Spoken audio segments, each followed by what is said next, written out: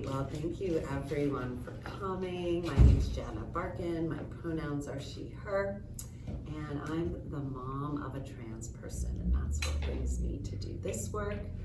An educator. I've been a preschool teacher since I was 22 and kept teaching preschool, and then found that my teaching, my teaching kind of evolved from teaching preschool, teaching childbirth, teaching yoga, and then teaching about a subject I really did not know much about, gender and gender identity, and what it means to be transgender. And one of the reasons why I feel I knew nothing about it was because that's not my identity, and I'm part of the dominant culture, and so I just didn't really have much awareness, and that was my own ignorance, and I would say the fault of our culture, because it took me a long time to understand what was happening for my child. My child is now 25. His name is Amaya, and he gave me permission to share whatever I share about him. So I really appreciate that about him, is that he is not someone who's willing to come and share. He doesn't want to do that in person, but he really supports the work I do. And that enabled me to write a book, and it's called He's Always Been My Son, available at libraries in Sonoma, I believe, and Marin as well. And that's where I live, in Marin, and we met, and Megan and I met, and just felt like these programs needed to be in as many places as we can. And like Stuart was saying, libraries are such a welcoming place for everyone in our communities. It's meant to be for everybody in our community, to have a safe and welcoming place, and also to be able to see ourselves reflected in especially places where maybe we're not reflected in the community. A library is where we can go and we can learn about people, not only that we see every day, but people that we might not see every day, or we might see every day, but we don't really know much about them unless we ask or unless we are invited in. So my child behaved in what we would call gender expansive or gender non-conforming, or tomboy is a word we used for him. But that word never quite fit. Also, it never felt right to assign anyone a label for me, and so I guess we use tomboy for lack of a better phrase. And I always felt like, wow, my kid is someone who was assigned, hi, come on in, who was assigned female at birth and act in what society or our culture would stereotype as masculine or boyish. And so there was a word, tomboy, but I know there's people who were assigned male at birth who perhaps express themselves in what we would also deem as feminine or girl ways, and I couldn't really put my mind to a word that was nice or accepted. A lot of the words that are used to describe people who grow up that way are not considered very nice. And then I thought about the word tomboy and thought, maybe that's not really nice either. And so I think it really matters about the person, and that it's important for us not to put labels on people. So as my child was growing up, persisting in his very masculine, according to our stereotypes, behavior, I felt like I was the one who needed to learn and understand. And when I went looking for people to teach me back in 2005 and 2007 and 2009, there were just not that many voices out there. There were certainly some books written by adults who had transitioned, and I thank them for their work. They're the people that youth kind of rode that wave, right? As we learned that, yes, transgender people do exist. Transgender is a word that, well, it can be different for everyone, so I hope the panelists will give us some insight, but in my understanding, it means someone who feels different than that sex they were assigned at birth, that somehow their gender is different. It used to mean opposite, but it's become a more umbrella term. And those who do feel that their gender matches their sex assigned at birth, we have a term too, and it's called cisgender. Some people want the term, some people don't, and it's really up to every individual. Welcome. Hi, everyone. Welcome. Come find a seat, please. Hi, my name's Janna. Go ahead. Yes, that's okay. And we're just introducing ourselves. So first I will just like the panel to introduce themselves and just say their names real quick, and then I'm going to tell a story, and then each will tell a story, and I'll have some questions for the panel, and I hope that you all will have some questions for the panel. One of the things I like to establish is we are all in a journey of learning in life.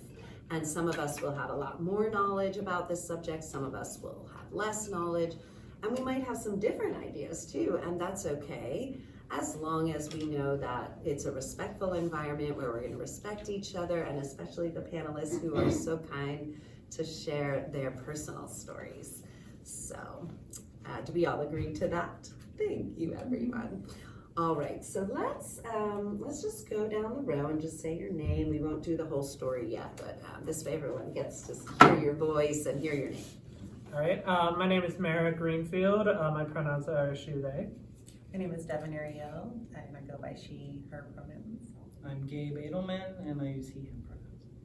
Thank you. And we'll hear more from each of them in a moment. So I'd like to introduce you to an early time in our family's life when, like I said, my child was behaving in these ways that you could label as tomboy or boy, but was assigned female at birth. And so when we would go out and about, people would say, "Oh, your little boy's so cute." And I would correct them and I would say, "Oh, this is a girl." And girls can behave like this, boyish, or girls can behave however they want. Boys can behave however they want. There's no difference. I didn't really know there's also non-binary people who don't identify necessarily as completely male or completely female. They might use a word like non-binary. I did not even know that word at that long ago time, so I've learned a lot along the way. So here's a story from my book. It's called He's Always Been My Son, and that's how I feel about my son. Even though I thought he was my daughter, he's not. All right, so this chapter in the book is called I Wish to Be a Grandpa. Amaya had a vivid imaginary play life when he was very young. When he was in his imaginary world, he would interact with all sorts of characters. He preferred to play alone in his imaginary world, but we could hear him, and what we often heard was fascinating.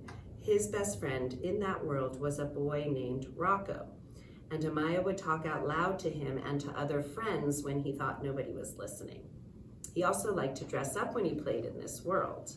And I forgot to say, I always use he pronouns, but at this time we were using she, but it just feels very wrong to use that pronoun. But you could imagine he was my daughter at the time. He always, unlike his older sister, who always chose the frilly dresses or tutus for dress up, when Amaya played dress up, he would don superhero gear or a jacket and tie. Those were really his favorite, the jacket and tie. One particular time when he was about 3, I watched and noticed as Amaya played with Rocco in our living room. He had a bunch of toys scattered around, among them some baby dolls, a few G.I. Joes, a selection of trucks, several stuffed animals, and in the midst of it all, he was singing to himself. I wish to be a grandpa, I wish to be a grandpa. I thought to myself, did I hear that right? I listened as his singing continued. I wish to be a grandpa. I didn't understand. He was 3. Didn't he know by now that girls grew up to be grandmas? Perhaps he doesn't know that yet, I thought, so I decided to talk to him about it. I interrupted his play after a few moments of observation and said something like, did you know that girls grow up to be grandmas and boys grow up to be grandpas? And Amaya said, I'm a boy. Well, I just smiled and said, well, boys have a penis and girls have a vagina. We talked a bit more and we acknowledged what parts he had, and so we concluded together that he was a girl. In my ignorance, I discounted this first incident, which was perhaps his very first outward affirmation of his inner knowing that he was a boy. Back then, while I did tell him it was perfectly fine to be a girl who likes boy things and pretend to be a boy, I did not tell him it was possible that he was a boy. I didn't yet have the words, and nor had I arrived at the insight. And I do feel strongly now this was a pivotal moment for my child. When I discounted his early and perhaps his first affirmation, he internalized what I said, and he was not able to talk about being a boy until years later, after much inner turmoil and counseling. And I am not trying to be critical of my parenting or anyone else's, but rather I want to draw the attention to that very early time in my child's life when, even though he was very young, he was developing an inner sense of gender. And if I were to offer support to someone today who described a similar experience, as I actually do, but I hadn't yet at the time I wrote the book, I might counsel them to listen without telling the child who they can or cannot be when they're older. Perhaps I would advise to simply mirror back to the child and repeat what they say. If the child says, "I wish to be a grandpa," perhaps the parent can simply and affirmatively say, "Oh, you wish to be a grandpa." Then the parent would be saying something truthful without discounting the child and would leave the door open for future announcements along the same lines. My child was telling me exactly who he was, but I didn't quite hear him yet. How different things might have been. As parents, we often feel it is our job, our role, to tell a child who they are and how they should behave. Oh, you're a boy, you're a girl, you're smart, you're pretty, you're athletic, you're gonna be this, you're gonna be that. Whatever the words, what we say to our children about who we think they should be has a great impact on their developing sense of self. What if instead of telling my child he could pretend to be a grandpa, I had said, you can be whoever you want to be, and leave it at that? Sometimes I think about that and think about what would have been if I had had the knowledge earlier. And only we can go with what we know when we know it. And so I always say, we just are doing the best with the information we have. And then when we have more information, we might change what we're doing. Hi friends, come on in. So that's a little bit about me, and these are my dear friends. So welcome, Kathy and Gardner. Just come on in, and they've already heard that story of I wish to be a grandpa, so they're caught up too.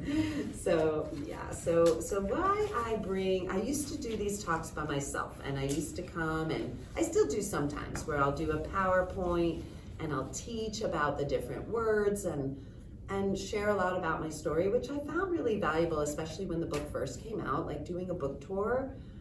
But then I realized that, me telling the story has one impact. I'm a parent, but I'm cisgender and I'm heterosexual. So me telling the story of trans and queer people, especially youth, just didn't really quite resonate with me. And I realized that I had a lot to learn that couldn't be learned from books, even though books can be so rich and enriching.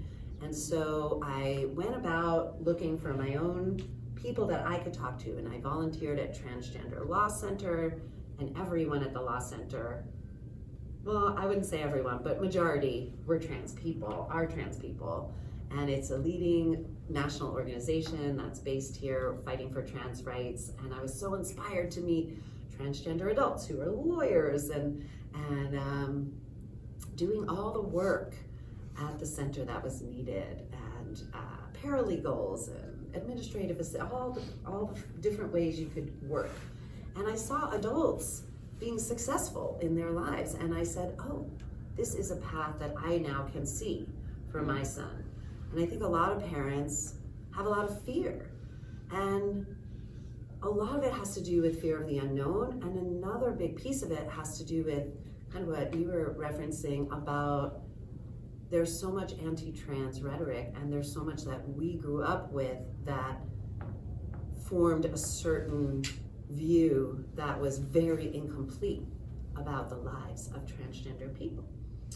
And so after some time finding my own role models and also finding Gender Spectrum, who were my thought leaders, and learning how to be a parent of a trans youth, I'm so grateful that now I get to do this. And so I'm so grateful that this panel has joined me, and I'm especially grateful that Gabe, who I've known since he was very young, we did one other thing together. Do you remember way back? We did like more of a performance thing. Do you remember that in the city? Yeah. It was so long ago.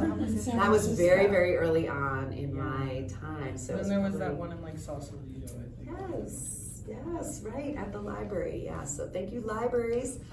Yes, and Devin Ariel and I are new to each other, and Mera as well. So I would love to invite y'all to tell your stories. And who would like to go first? I could go first. Okay, great. All right. The person willing is the perfect person. There we go. Great. So my story kind of starts back in 2020, pandemic, fun times, everyone. For 15 years of my life, I thought I was a little cis kid, heterosexual. I remember one time in middle school when I completely thought that I was the straightest person in my group. Turns out, my friend group, turned out that was completely the opposite. So that was very interesting to discover. But how I kind of got into, not the bubble, but the realm of queerness is I made a friend in online school because I was just starting high school. My freshman year was the online year for me, which was very strange. But I made a friend who was queer and for their sexuality used a term called demi-romantic, which I had never heard before. And so they actually explained it to me, and it was like, demi-romantic is you have to have a strong bond with someone before it becomes any sense of romantic. And I remember sitting there texting this person, and I was like, hey, that kind of sounds like me. Wait a second. And so that kind of like led me into the rabbit hole of like, am I queer?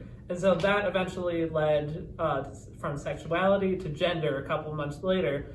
And funny, I actually came to a different conclusion than I came to now. Which was, back then I thought I was non-binary, which was just using they, them pronouns. And so I used they, them pronouns for like a year. I came out to my parents on like January 3rd of 2021. It was a very stressful thing because my parents are extremely supportive. They've always been people who are like, do whatever you want, like, you don't have to follow in the footsteps of us, that whole deal. They're wonderful. I love them so much. Love you guys. But I was still very nervous because it's still just a nervous thing coming out. Like, even though my sibling had come out before me and it had gone fine with my parents, it was still just stressful for me, and I spent like many like long hours at night being just generally stressed before I finally did it on January 3rd because I had a GSA meeting that day, and it would have been a little awkward if they learned it from someone else. So I went with that non-binary identification for a while, and I think how I started leaning towards femininity is it was actually online. I believe somebody misgendered me, but in the other way. So instead of accidentally using he pronouns for me, used she pronouns for me, and I was like, wait, why did that kind of feel good? So I went right back into self-reflection mode, and that one was a lot longer. That was a lot more back and forth. It's a lot of confusion and just figuring out. It's not like a straightforward process. It's what I'm like kind of trying to get at here is you can come to one conclusion and then come to a different conclusion later and then a different one later, and they're all just as valid as the last, is what I'm kind of trying to get at here. But eventually, I don't remember when, if I put more thought into it, I could remember. But I decided that I was female with she, they pronouns. And for some reason, coming out to my parents as like a trans woman was for some reason even harder than coming out as non-binary. I don't fully know why. I guess I guess it was kind of the idea of, it felt like a bigger jump to go to trans girl. And so I did the only logical thing that anybody would do and did it at Christmas. I wrote like a whole letter and like stuck it in the Christmas tree. And I'm like, all right, we're gonna see how this goes. And that's where I came out with like my pronouns and my name Mera. And I've been using that ever since. And I've been getting more feminine clothes. I'm wearing a dress right now. This is a great dress. It just doesn't have pockets. And I've just kind of been vibing with that ever since. I have a lot of queer friends at school, but even a lot of my non-queer friends, I got very lucky in that all my friends are very supportive and are very chill. And it's great like that. And my parents, they always, not to call you guys out, but you guys always love to beat yourself up every time you misgender me, which does not happen as often anymore. And I really wanted to express this here, which is that for me with misgendering people, if it's not intentional, that's not really a problem. For me, how I see it is, it's not how good you are at getting the right pronouns. It counts whether you're trying every day to get better. And I know that a lot of people in my life have been trying so hard every single day to get better at using the right pronouns. And that's something that we really need to recognize. It is important, obviously, to get consistently good with the right pronouns, but seeing the progress in people is something I've always valued.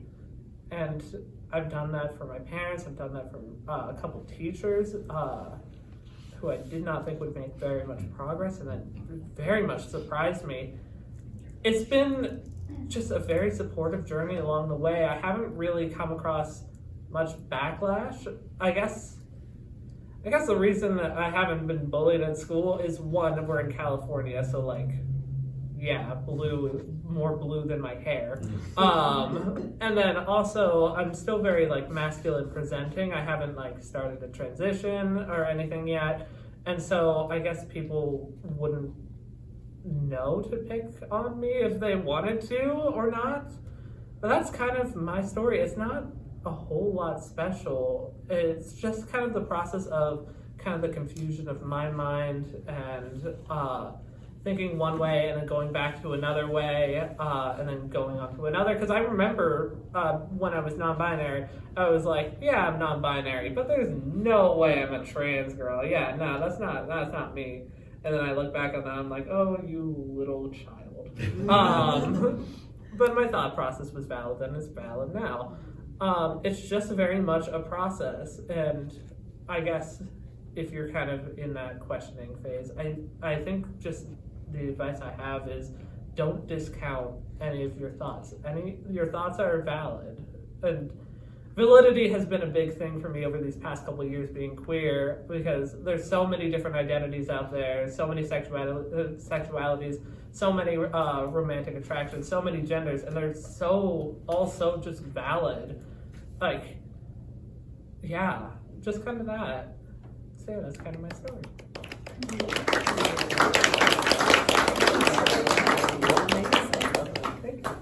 I could listen to you all day. We'll have to sign up for something else for That's that. right. I think we got two other people here. That's right. Devin Ariel, would you like to go next? Yeah, I would. So I did not grow up in California. I actually grew up in the Midwest. I was born in Chicago and primarily raised in St. Louis. Very different climate. Definitely not as progressive or liberal. I had my first kind of experiences understanding my gender actually like through the lens of other people, because I was very young and I would always be, you know, at the time misgendered as a girl. You know, they would tell my parents like, oh, like you have such a pretty girl, and you know, they would of course like remind them and say like, no, it's actually like, you know, that's my boy. And then it got to a point where my mom just like, she got it so often that she would stop correcting people, and then I would be like secretly happy, like overjoyed inside, like yes, like every time, you know.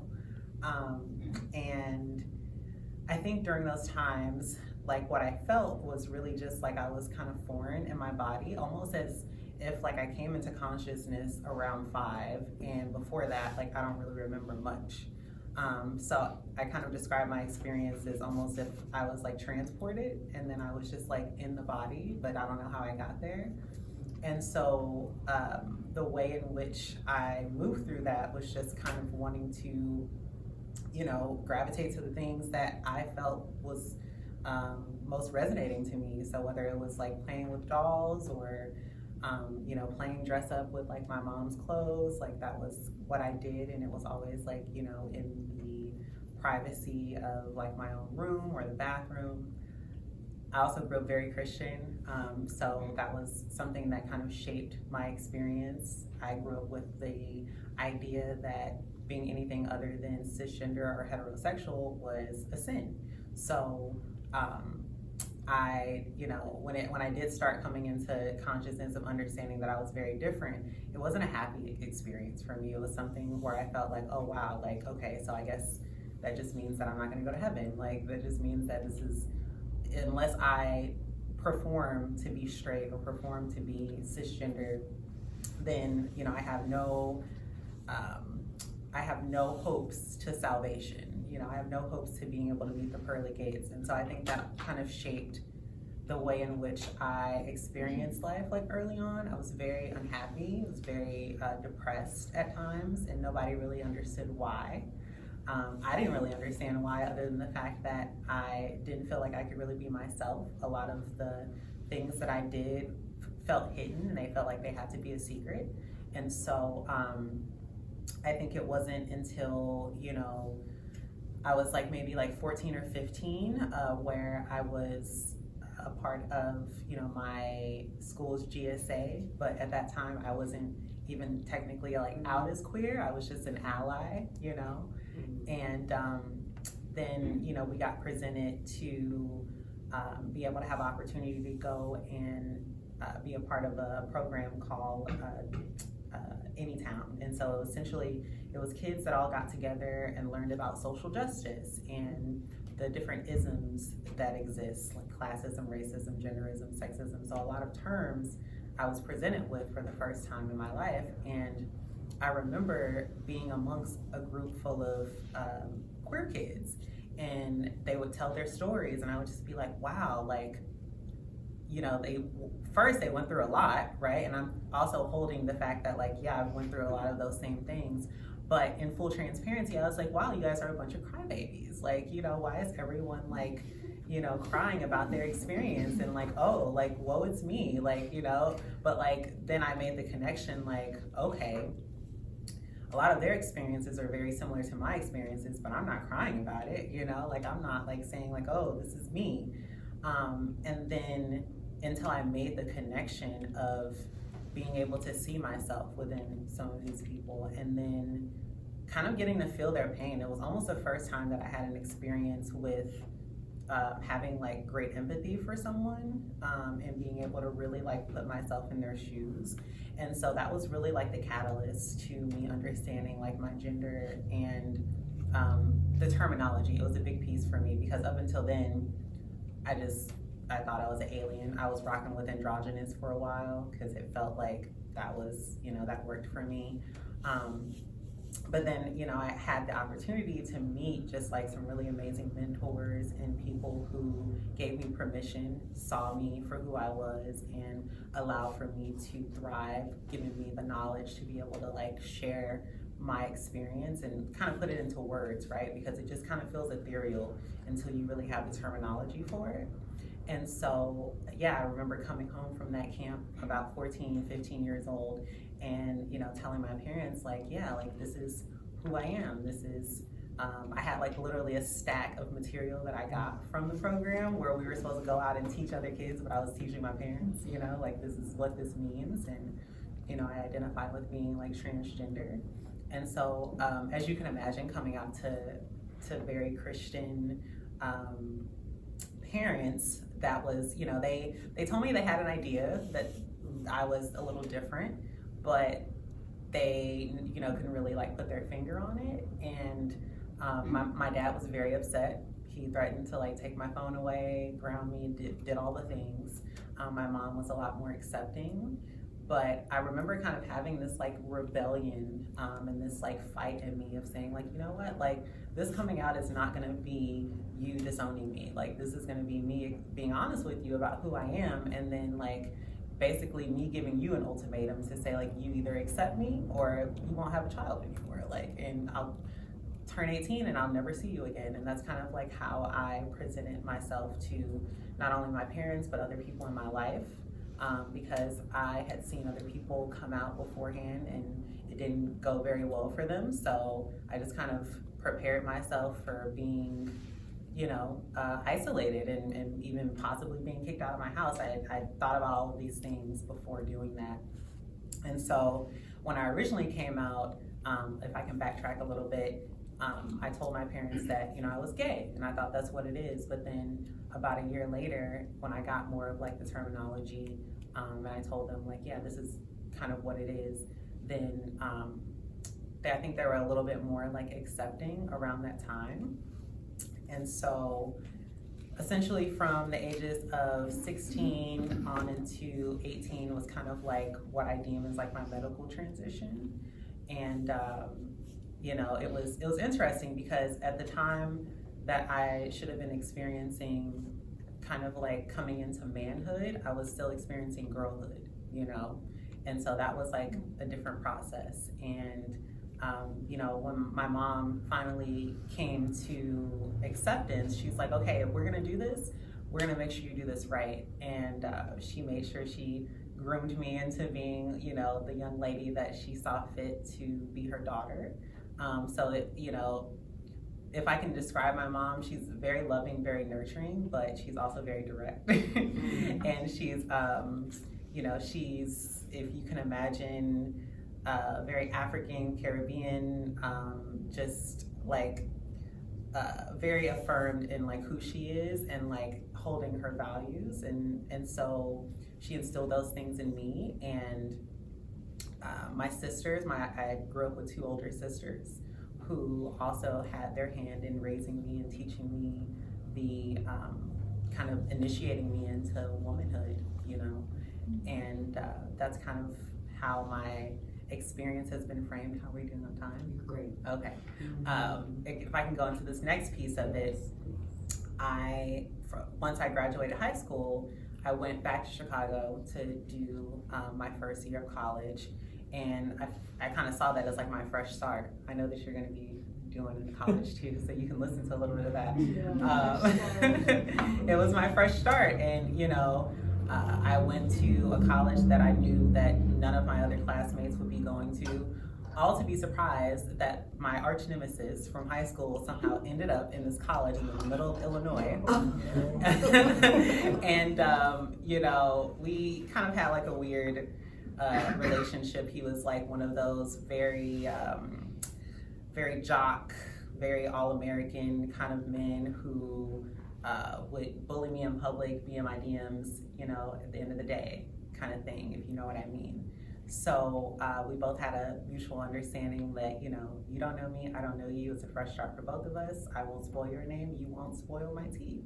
So that's kind of how we moved through that. But from that point forward, I lived kind of like what I like to deem as like a stealth life as a trans woman, and most of my social circles were cis heteronormative. I had a few queer friends here and there, but you know, from I would say the ages of like 18 on into 25, that was like pretty stealth for me. And there was moments of where I really felt alone. I felt really isolated because I would meet people and they would see just like, you know, at face value, they wouldn't really know anything about my gender. And so I didn't feel like I could really lead with that. And so when I met people, they're very much like, oh, like, look at this like cisgender Black girl. And like, that's how I was viewed. And so whenever I would feel like I would want to share more of myself, I always felt afraid. And the times that I would, sometimes I would be rejected. It'd be like a complete 180 to have someone practically in love with you, and then you share a small part about yourself and they're almost like looking at you like the devil.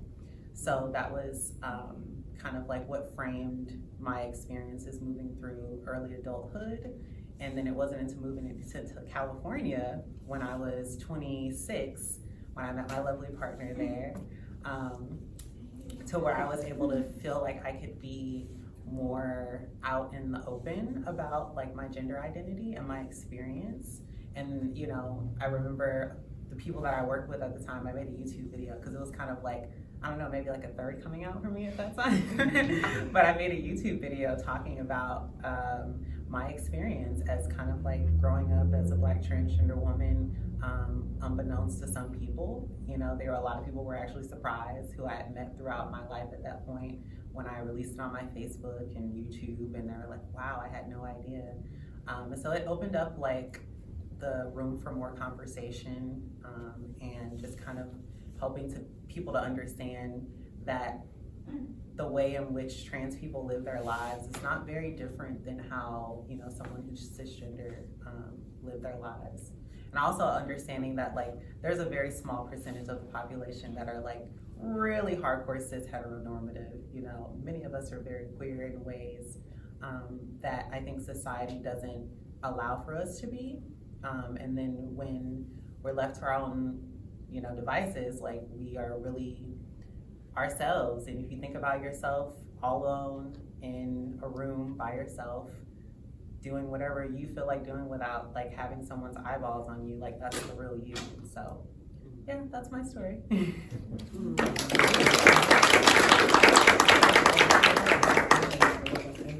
Okay. Okay, guess it's my turn. Yes. Hi everyone. So I guess as far as like coming out for me, I have an interesting relationship with the idea of coming out, because I like personally have only really told like a handful of people. I go through my life on kind of like a need to know basis, like if it's like a new doctor or, you know, like any situation where it's relevant, professors sometimes. But the first time I said it out loud was in therapy, which I think I'm very fortunate. I was able to be, I was 13, and I had just started feeling that way. I didn't really feel any different in my gender than anyone else until I was really starting to get a little older and be perceived more. And I was a very like early bloomer. I looked a lot older than I did. So, you know, I was like a 12-year-old like girl, but was perceived a lot older, was treated more like woman, like adult woman in the world. And my extreme discomfort with that led me to the internet, which was sort of my comfort, being a, you know, a tween with a lot of mental health challenges at the time.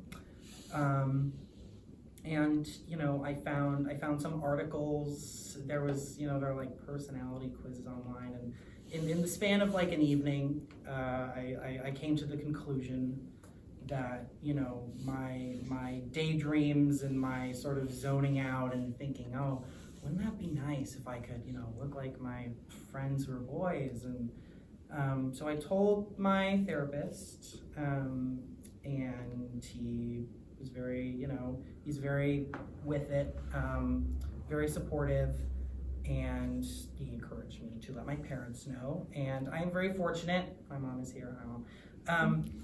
My family has been, the majority of all of the family members that I know have been incredibly supportive. A couple, you know, like older generation have even come around, and I now have been able to develop a stronger relationship with those family members as an adult trans person than as a seemingly cis hetero kid. So I feel like that was really valuable. But I told my mother first, and she's very open-minded, and you know, that was very appreciated. I feel like that conversation went well. I sat down. I wasn't quite sure how to word it, and honestly, when I have to tell people, I still have a hard time finding the right words because it feels very vulnerable and almost uncomfortable sometimes to like say, like look into the eyes of someone who could be a stranger and say the words like I'm transgender, because it's like, you know, unless it's necessary, it's sort of like, this is so, I'm like, why do you need to know what is going on in like my medical life? Like that has nothing to do with, you know, who I am just as a dude. And then something interesting sort of happened with my life, took a bit of a turn. Not too long after that, I was really in a hard place mentally, about 14. There was a bit of a sort of a dark cloud over my life, lasted about 2 years, in and out of a few inpatient treatment centers, group home, hospital, all these different programs sort of trying to keep me alive, because really didn't want to be when I was like 14, as is the case for probably a lot of trans youth. That's, you know, very, very common experience. And going through different treatment centers, I had to tell people, and I had to come out over and over and over again, and every new person I met, because I really didn't look male. I looked very female, and even when I would try to dress, there were certain aspects that it just, you couldn't hide. Surgery is a lifesaver, but that sort of made coming out feel less of like this deep revelation of my soul, and something that just became something that I have to do sometimes. But I don't know, I thought it was interesting. You know, I mean, I'm only 21, so I have plenty of life experience, and I'm sure plenty more coming out to do. But it is different post-transition, telling people like, oh, I, you know, used to look this way, or like saying that you're trans from being sort of, as I kind of call like the finished product. It's a lot more vulnerable because I really have to trust someone, because it's a really, you know, I could just not tell anybody, and usually, you know, 99.9% of the time, most people as I go through my life are none the wiser. So when it became my choice and not something I have to do in order to be comfortable or treated with respect, you know, hopefully, like, you know, letting someone know, hey, I use he, him pronouns, even if I didn't look like it. Now it's more of like sharing something personal instead of asking someone to sort of change the way they see me, change the way they address me. But yeah, am I okay on time? Okay. And I came out a million times, and I was not really in a position to be doing any mass communication, because you don't get a phone in the mental hospital. So my mom, you know, she told people who, you know, like family members, and I was upset at first because I was 14 and wanted a reason to be upset with my mom, but also I was confused at first because I didn't want anyone to know, because I was like, well, you know what, I'll write it out, you know, it'll go away, like, I'm sure that this is just like a phase, like, I'm sure that, you know, maybe eventually, maybe I'll get a little older and it'll go away. That's what everyone is saying, so maybe I'll get a little older. But then it got to the point where I was feeling so shitty that my mom, she knew that if nothing was done, and if we didn't start to make some progress, that it was not looking good for me. So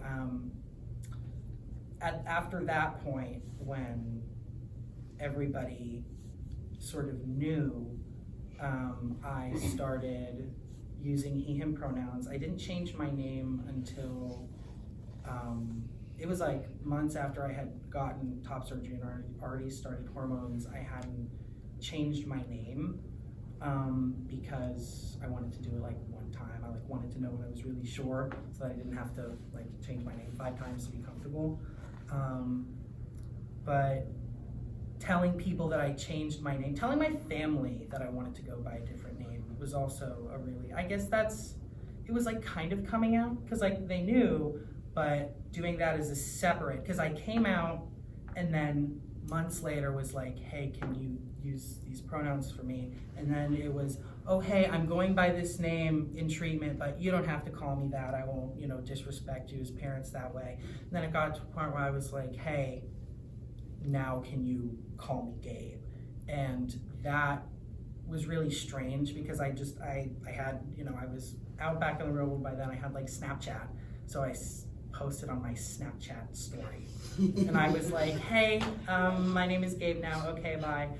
And that was interesting too, because I had usually telling people had always been in person, but social media, coming out on social media and putting that on social media while private was still a little scary, because you never know with the internet, and I'm very careful about how much I reveal about my identity gender-wise on the internet, because you never know who's going to see it. But thankfully that went well.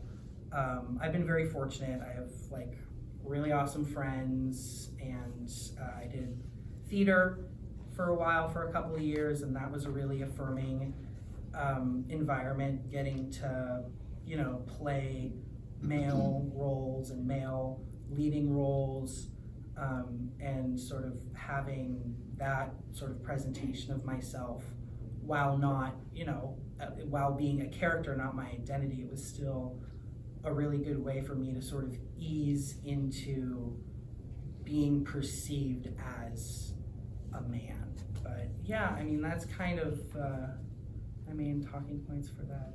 Is that a good amount of time? Okay, cool. Thank you.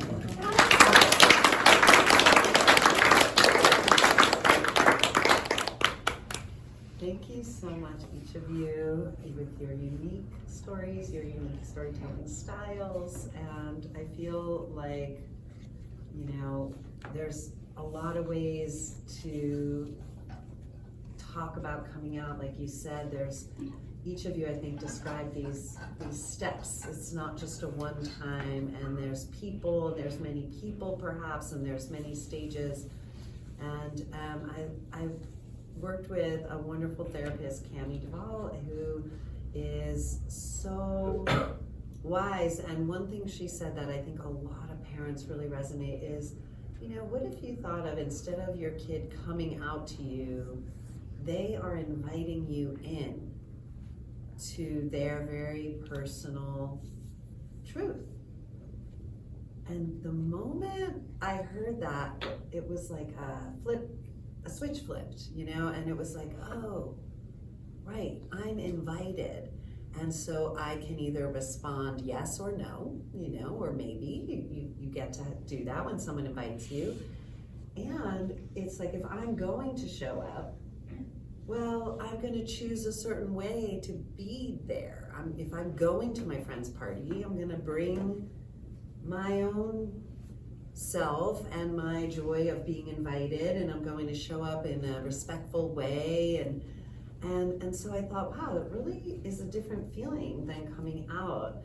And I wonder how that feels for each of you, this idea of inviting in.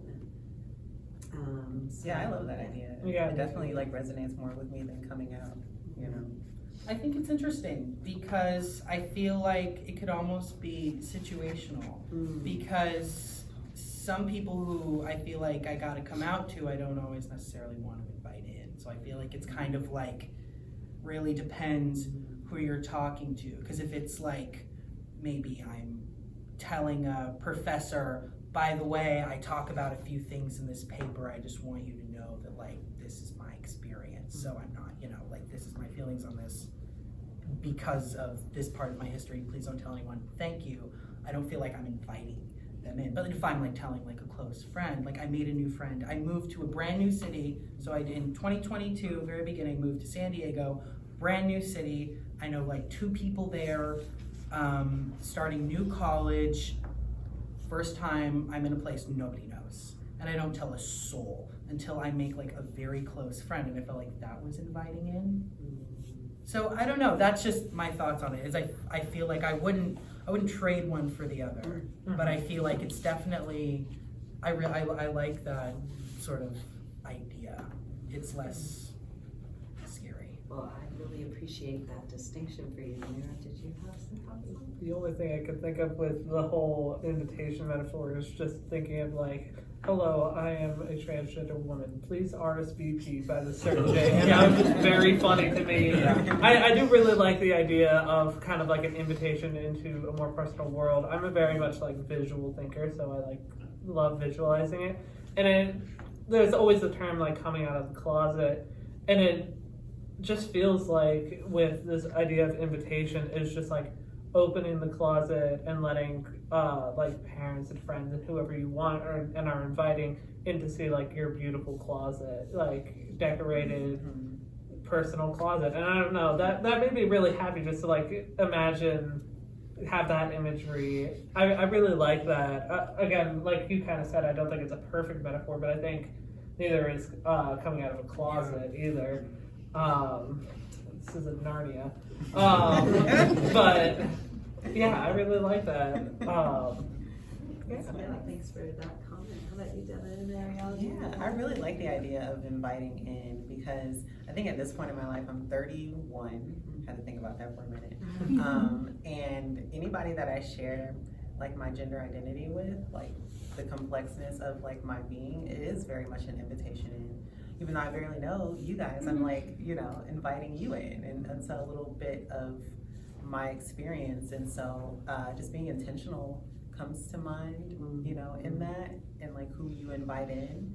And, you know, I think for different people, sometimes like they don't have the luxury of inviting in, you know, or like it's kind of like when it comes to their gender identity, like they kind of have to like be, I mean, it's, you know, they walk into a room and people are already asking questions, you know, in their mind. And so it's like sometimes someone's presence is just like enough to almost like it's like a forced invite per se, you know? Yeah. Because you're faced with people's like preconceptions and ideas about who you are. So yeah.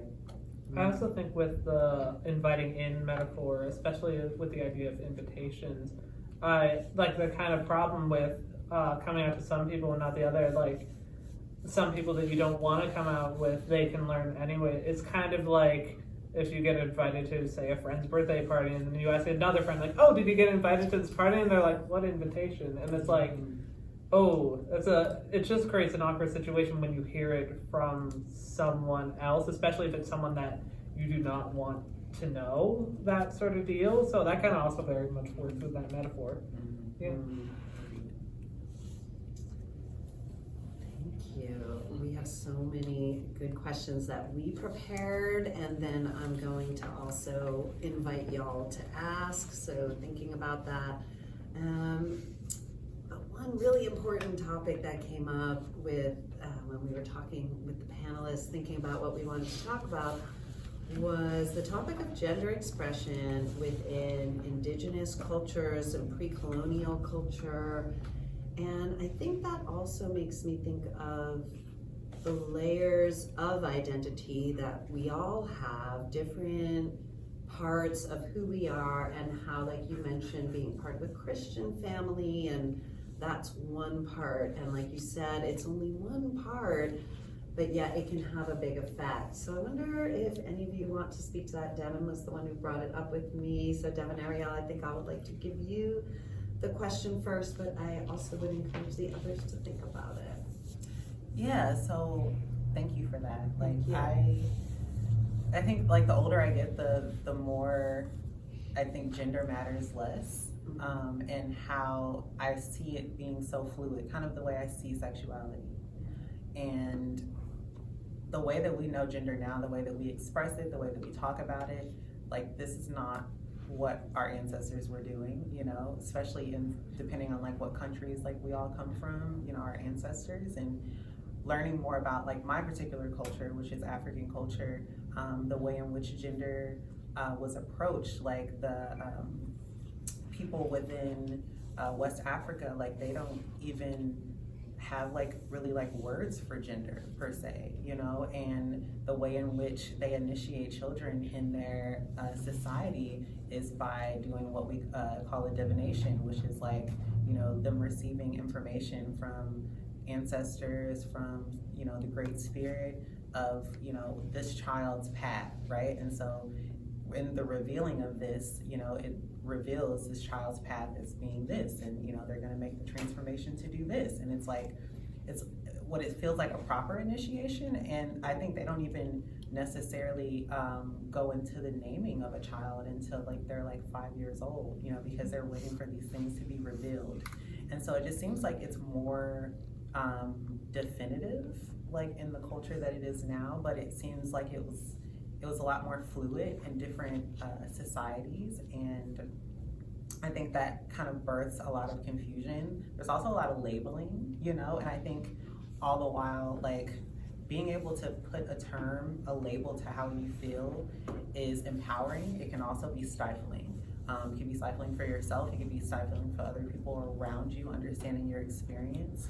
And then when you're put in these categories, in these boxes, like I said, it doesn't really give much room for growth. And so I think that's kind of like how I view it, and just learning more about how different cultures perceive gender, how they respect gender, if they have even any knowledge of what gender is, like they just kind of know, like, you know, in the manner of this, and this is, you know, even based off of how someone presents through observation as a kid, like they know that, okay, this person's probably gonna grow up to partner with this type of individual. And it just seems like it's a lot more of a personal experience for the individual itself versus what society wants for us to be, or what our parents like imagine, you know, when we come into this world. Like they, you know, I think it's normal for parents to have these preconceived notions of how they want to raise their children and the life that they imagine. But I think it's more of just like an understanding that we're all complex spirits. If you can look at it from that perspective, in the shells of these bodies. But, you know, who knows? I don't know if, you know, you guys have, or y'all have a view of reincarnation or multiple lives, but, you know, I feel like there's so much more about the universe that we're not keyed in on. So it's just better to allow for the room of fluidity and for things to change and for you not to understand certain things. Yeah.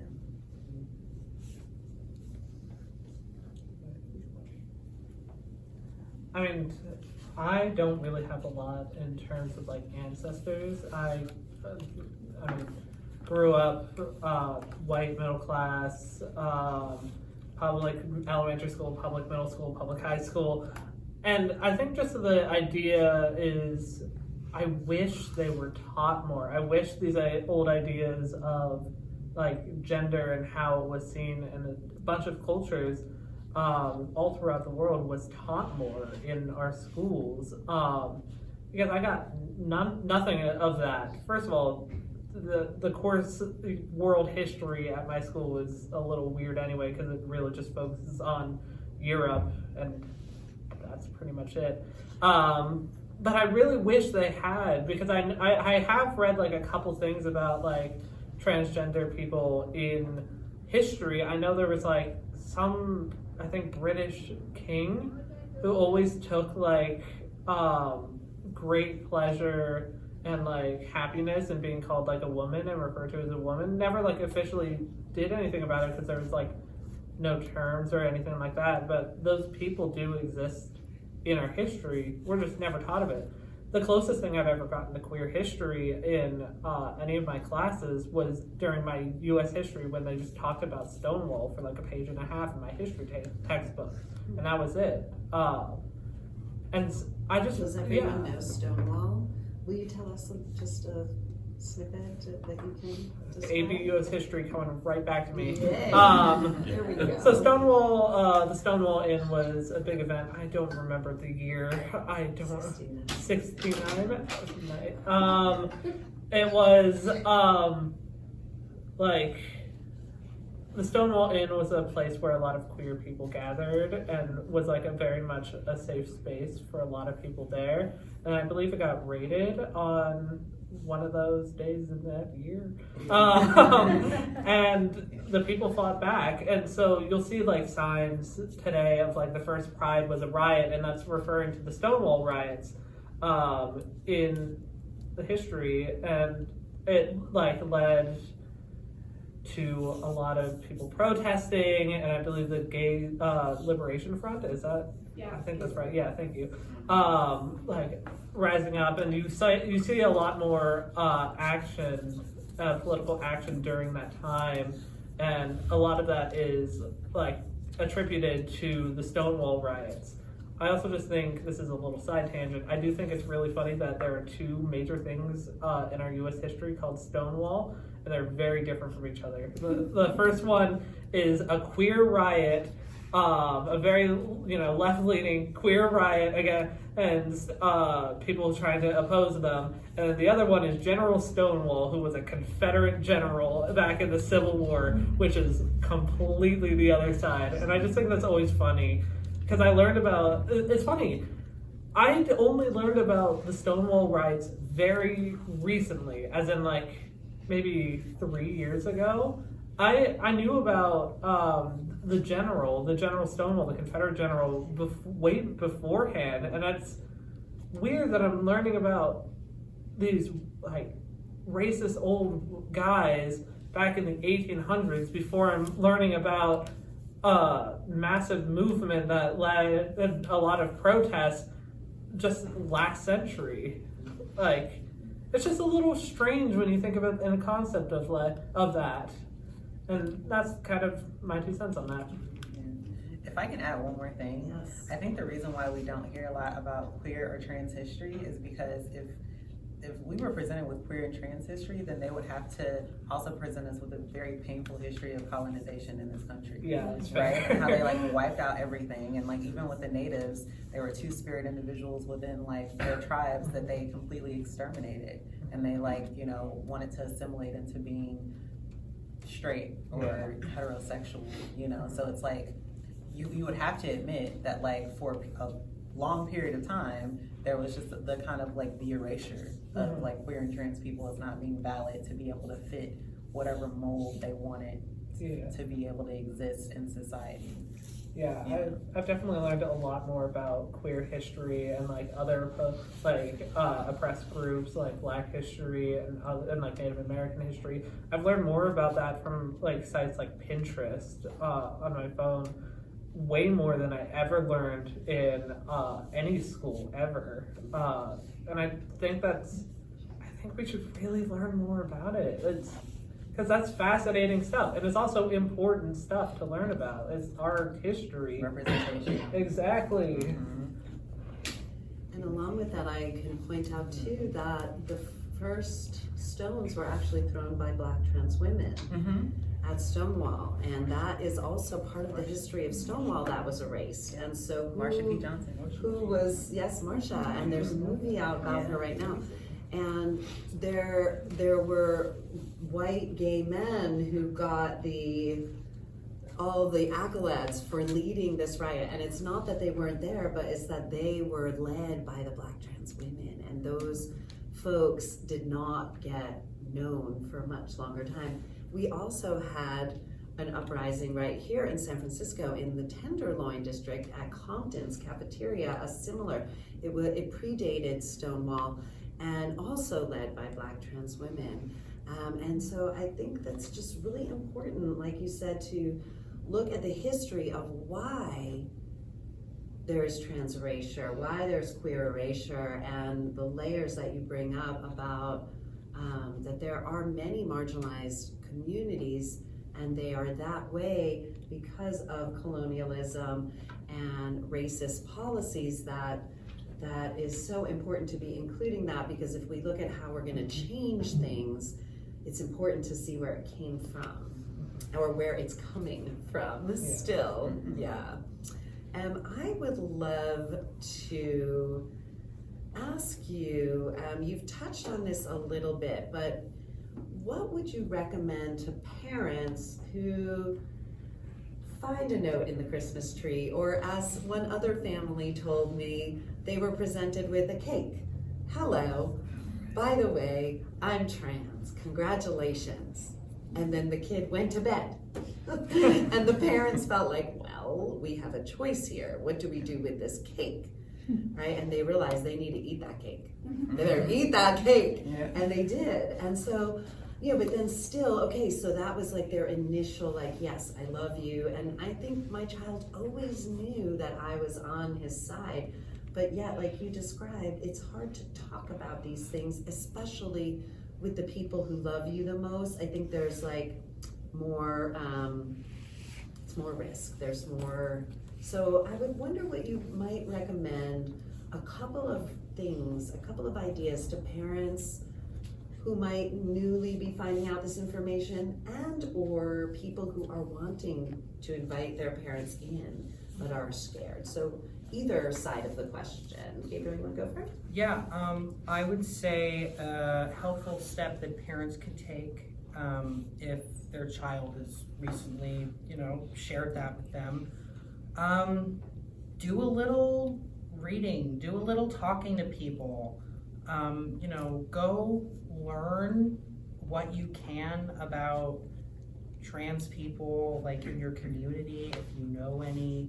I feel like coming into conversations about that with a little bit more awareness, I feel like can help make the person who's coming out feel a little more comfortable. And also just keeping, and this is, it kind of goes without saying, but still it's important to keep an open mind and try not to freak out. Because the last thing that anyone wants, I think, is like a huge reaction. Because I feel like, the thing I am most afraid of when, I'm coming out or inviting in, is like, am I going to cause like a big reaction? Like, is this going to be a shock for someone? Are they going to be upset? Like, a lot of the times, I'm like, close your ears. I would have to tell people on like dating apps and be like, but in general, like, I feel like that afraidness is like a reaction. So not like freaking out and be like, what are you talking about? My baby, da da da. Like, I feel like trying to save that. Like, it's okay to have those big feelings, but to save those for either another time or a moment where the kid isn't there, because that just kind of a strong reaction reaffirmed the fear of, oh, this is a problem. This part of me is an issue because it's causing a negative reaction, therefore I'm causing an issue by being transgender. So I feel like that sort of thought cycle I've heard from other people I've talked to who are like queer folks. But yeah, I guess that's my 2 cents on the thing, is that we chill. Can take it upon ourselves. Yeah. So react in a calm way. Take your need to have emotion, which is valid, someplace else, like a therapist, support group, friend, somebody other than your child. Yeah, scream in the car. Scream in the car if needed. Or are we talking from personal experience? No. And like move, for me, it's like move toward. How can we move toward even when we're upset? And that it is okay for parents to take their time, and yet doing it away from the person so that they don't have that feeling that they've done something wrong by telling you something very important and personal. Others? Yeah, I would say definitely one, like reinforce the love that you have for them, and not how that doesn't change. It might evolve and shift with like this new knowledge, but just like the reassuring that like love is always here, doesn't matter. And then definitely the education piece is important. Go visit a local library, tons of resources here for that. And then, which is a really important piece, which I wish that I had this when I was coming into myself, was having a trans elder in your circle, or queer elder who knows a trans elder, because I really love learning from people who are a lot older than me, and there's a lot of insight that I feel like youth can be able to get from like our elders in our community, because they've lived a whole life, right, of being able to be accompanied with this identity. And so I think that's really important. Yeah, I'm gonna like talk to the people who are afraid of coming out. One thing I've dealt with for a while, and I've been actually getting better at this, is irrational fears. And having a hard time actually distinguishing which fears are rational and which fears are actually genuinely irrational. It's been actually kind of difficult for me. So my one suggestion, it's pretty short, is just a kind of self-reflection of like, think of the person that you are inviting in or coming out to, whatever you want to say, and think of how that person is. And it's okay to have your worst fears about what this person will react, because that's always a possibility. The big reactions are always a possibility, and the negativity, that's okay to fear that. But you gotta think a little more like logically of, is this the type of person that feels like, from what I know, would they have that kind of big reaction? Because I had that fear a lot when I was debating coming out to my parents, and I took like a moment and I was like, my parents are some of the nicest people I know and the most supportive people I know, and they've always supported me, and they're also very liberal. I really can't see a rational fear of them rejecting me or flipping out. I think I was more afraid of making them sad. But it's kind of that self-reflection of, it's okay to have those fears, but really evaluate those fears of, are you genuinely afraid they're gonna happen, or does that seem like a very low possibility? So that's my kind of thing. Thank you. I have so many questions, but I want to give folks here, if they have questions, a chance, and I'm going to save one of my favorite questions for the end. So I would love to invite anyone here, if you have questions for our amazing panel. I can be included in the panel if you have a parenting question, but I'd love to hear from these folks. I'd love to hear from you all.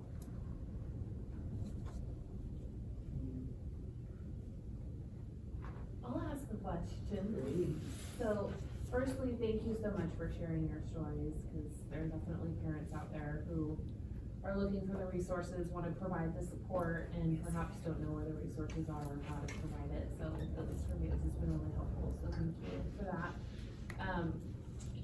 And you had mentioned that one of the things that your mom did for you, I don't know if you thought it was a good thing or a bad thing, but had done for you was, once she had accepted that you were transitioning, kind of helped you become at least who she thought was the woman or the daughter. So I have a team who is assigned male at birth and is kind of doing the balance between they, them, and she, they. And I feel like, well, maybe this could be an opportunity for us to connect in ways that we haven't before. And even though I try to have conversations about shaving, and I buy the razors, and we go to Sephora and we choose all the makeup and all this stuff, I'm like, do you want to know what I do with makeup? No, I don't want to hear what you do. I'll figure it out on my own. And so I don't know if there's anything different that I could be doing, or if it's just this combination of, they're still a teenager, right? And so the parent is not the person that they really want to hear from about things necessarily. And I just need to wait it out, or if there's something else that I can do that would be more, that they might be more receptive to than what we're doing. Yeah. Thank you for that question. And I mean, from what it sounds like you're doing a great job being supportive. I think maybe a question I would pose, to your kiddo is just like asking them, like, how do you see yourself? How do you want to present into the world? When people look at you, do you want to look like that fierce girl, or do you want to look something like a little bit more ambiguous? Do you want to forge your own path? Like, I think that's probably like a good basis to start from. I think for me, I kind of wanted to be the bees and knees, so I was very receptive to like what my mom and my sisters had to share about like the feminine experience. Yeah. Thank you. And teens will be teens. I will Well, say. yeah, I'm like, which one is this right now? Yeah. Can confirm. Can confirm. I'm a 17-year-old. I'm the youngest here. Yes. I love that we have variety. Thank you for fixing our pride flag. I didn't We'll even just take a I moment. haven't done this either. I know, exactly. We just have all the helpers. Does anyone else want to talk about that question of like how parents, it's true, like how parents want to help, and yet in that helping, we might be kind of putting someone also in a box, like, oh, if my child wants to be a girl, they must want to have their nails done.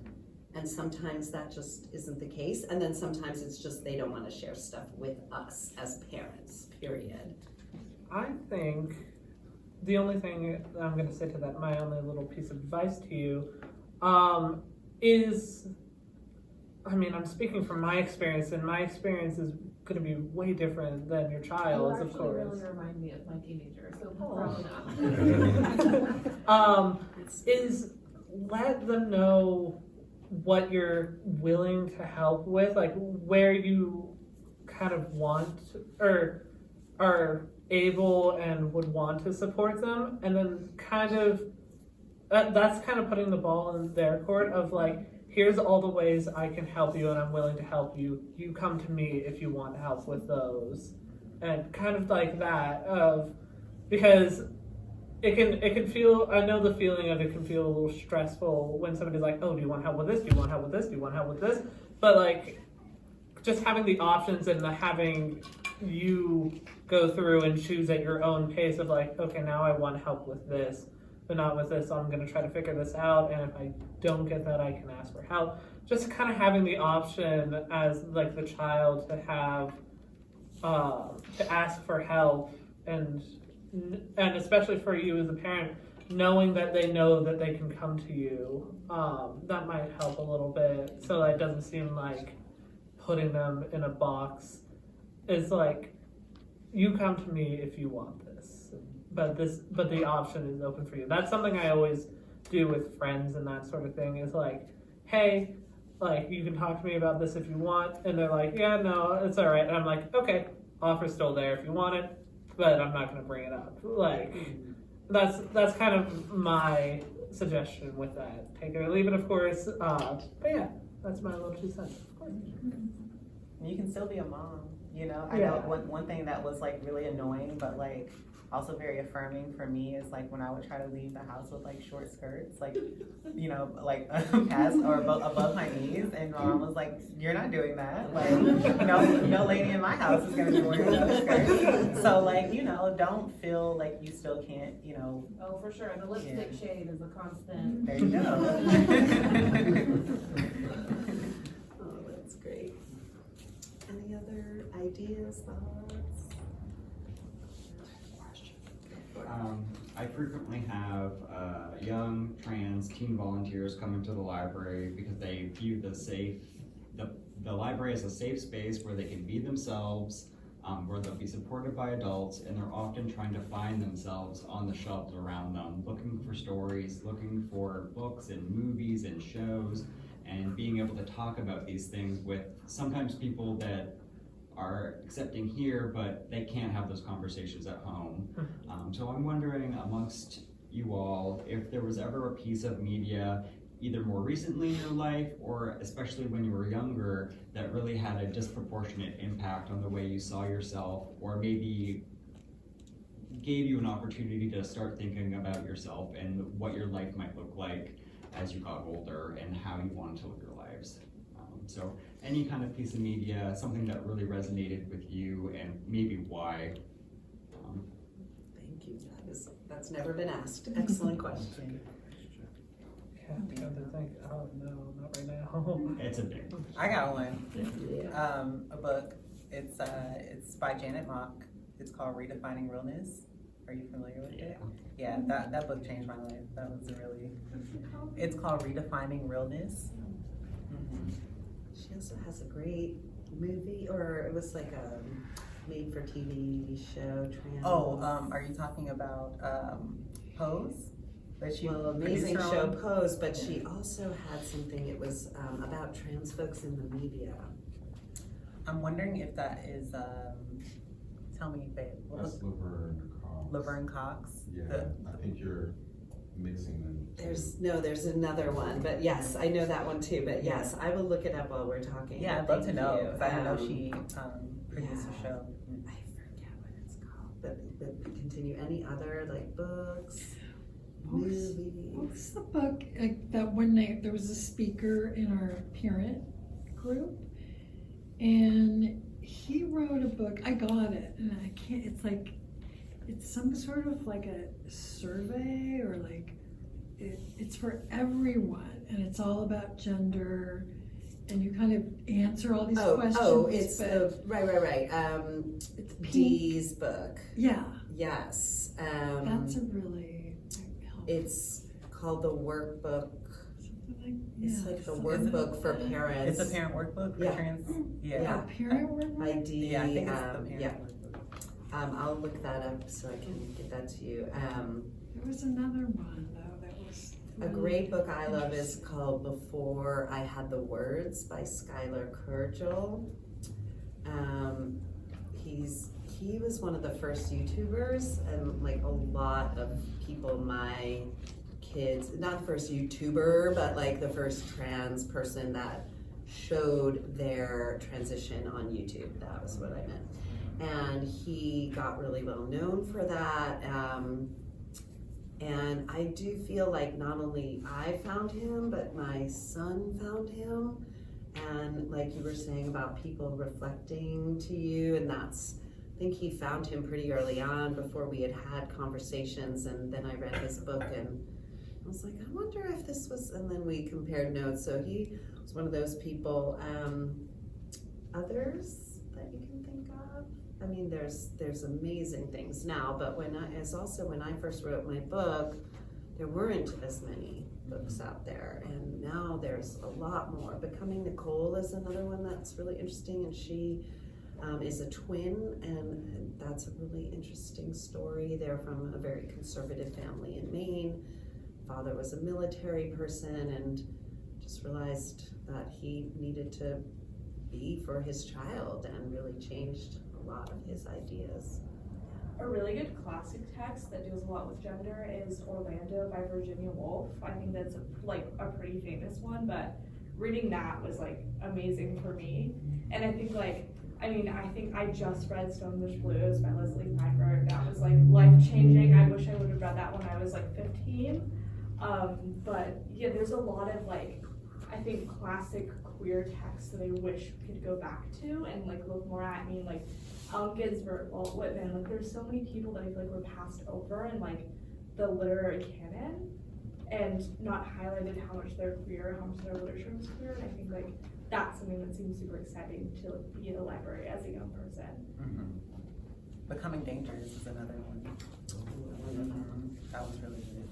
It's like a book full of short stories, some by queer folks, mostly queer folks, I think. But yeah, it's like, Becoming Dangerous, and it's just kind of, it even like touches on so many different things within that ability, able-bodiedness, should I say. So that's a good one. I think Becoming Danger? Becoming Dangerous. Dangerous. It's a red front, you'll see it. It's like, Great title. yeah, I think I actually checked it out from here too, so it should be here somewhere. That was amazing. Yeah, Pose was really impactful for me, watching that show. There's so many good books out there and movies, but there's also a lot that kind of pigeonholes folks, I think, and focuses a lot on transgender identity as being the whole person. And I think it's always important. I still didn't find the name. It's about Hollywood and trans representation in Hollywood. I still haven't gotten the name of that movie. There's also Katie Couric's Gender Revolution. That one's interesting. Was it Disclosure? Yeah, Disclosure. Yeah, that was I think it was produced by Janet Mock. Yeah, it was produced by Janet Mock, hosted by Laverne Cox. That's it. So we both got it. Or we all got it. That's right. Disclosure. That one was revealing. Yeah, I felt like very much like so. How, especially, well, kind of like sensationalized, and that Hollywood hasn't really just had trans actors as actors, and also having cis people play trans people instead of trans people playing trans people. I would love to ask each of you, and then we'll finish up, is we talk a lot in parenting groups, especially about learning about, and I would think that trans people on early part of their journey talking about gender dysphoria, which is the situation that people can have that causes discomfort, disassociation with something that has to do with their gender. And for my child, it definitely was puberty and his changing body. That is really a strong time when gender dysphoria came up. And we talk a lot about the struggle. And what I really love to hear is people's experience in gender euphoria. And the example for me was when I took my son to the Trans March. Well, first of all, when I went to Trans March and saw all the amazing people in San Francisco, thousands of people all celebrating trans identity and transgender folks and the community. And then when I brought him, it was right after he'd had his top surgery to make a male chest, and he had scars, and he took his t-shirt off in San Francisco. It was sunny, but you know, it's not really warm. And there he was walking around, and everyone was high-fiving him, like, go dude, and he was beaming, and my kid's kind of reserved, and so to see him just so beaming, that was true gender euphoria. So I wonder if each of you might have a story, and it could be less, overwhelming than that one of going into thousands of people. For me, it was mostly due with terms. I'm like very early in like a transition process, as in like hasn't really started. Don't worry about it. But it was mostly like terms with me when they got used that I didn't realize how they would make me feel. Like my partner, when she first called me, her girlfriend, that inspired a reaction that I was not prepared for, of just like kind of pure happiness of being called that. It just felt really nice. And like other terms sort of like that, like gal, girl, obviously, but like a lot of those more not formal terms, but you know what I mean, of like the term of like gal and like things like that. Those felt really nice, I won't lie. And also when people would use the name Mera when I wasn't like expecting it from them or not, that just always feels really nice. Devin Ariel, you were that one? Yeah, we were kind of talking about a little bit about this like in the beginning, but like sometimes when I have like these euphoric moments, I don't always connect them like to my gender, because I'm not always like thinking about like, oh, I'm having this like great moment because like, you know, I'm feeling affirmed in my gender. But like actually like recently on the way here in the car, we were listening to some like dope music, and like I was just feeling like really happy, and like really happy to be alive, and happy to be driving down Beautiful River Road. And so yeah, that was like a euphoric moment that I had. I feel like for me, that feeling is sort of like, I don't know, gender euphoria, it has meant like different things throughout my life. When I was younger, Like I used to get mistaken for a boy when I was like 10, 11, and that was before I even, like, I didn't know anything, but I was, I would wear like the baggy clothes. I've had like really short hair from the time I was like 4 years old. And then like a weird man bun thing like 2 years ago, but we don't talk about that. That's the only time. Yeah. But that's the only, like time. So I had like short hair, and I would go out in public with my family, and like, strangers who weren't really paying much attention, like a server at a restaurant or something, would refer to me as like your son, or like, oh, and what does he want, or like, hey man, and stuff like that. And that would make me really excited. And it was like a funny little game. I remember like me and my dad were like in the city, and we were talking about it, and I was like, oh, like, let's see if we can make the waiters think that I'm a boy. And he was like, okay. So sure, awesome, really not telling game. But those moments I would feel like, but now I feel like, as just kind of like an adult man going through my life, I don't think about my own gender very much, at least not on a day-to-day basis. But there are some moments that I feel, and like you were saying, like I don't really attribute it to like my gender, but where I feel sure and confident and really like excited about myself as like a whole, and not just like, oh, I'm so man when I wear a tank top, or but it's more like, oh, like I feel really good. Like for example, I'm like covered in tattoos, and for me that's a part of like my self-expression that isn't necessarily related to gender, minus one. I have my top surgery scars covered with a tattoo, and that was a really big moment. Again, not for so much gender expression, but just overall expression of my identity. That I get that feeling, but not so much about like maleness as I've gotten older and moving through the world as a man. But yeah. Thank you. Yeah, and it makes me feel that, because you did reveal you're more early on in your transition, and we could get into so much, but when you mean that, you're meaning more of maybe medical transition, because transitioning can mean changing your name, changing your pronoun, changing your hairstyle or your clothing. So, but what I'm hearing is that as people are further in and they find congruence and they find alignment for how to live your life as whole being, you do integrate your experiences as a whole being. Yeah. And that perhaps in the more earlier stages, there are those stop starts and those pieces that may not feel quite in alignment.